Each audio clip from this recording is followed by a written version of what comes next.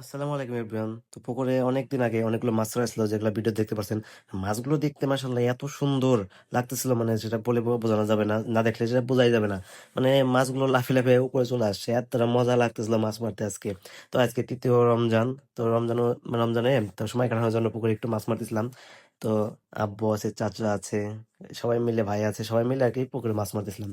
তো মানে মাছ মারার এক পর্যায়ে আসলে একটা খেয়াও দিয়েছে, এই যে একটা কর্নারে, মানে যা কচুরিপানা এবং কি ঝাঁটা ছিল, এই ঝাঁটার নিচে থেকে এত মগুলা মাছ উঠছে, মানে আধা ঘন্টা ধরে জাল খেয়াইতেছে, মাছ উঠে না উঠে না।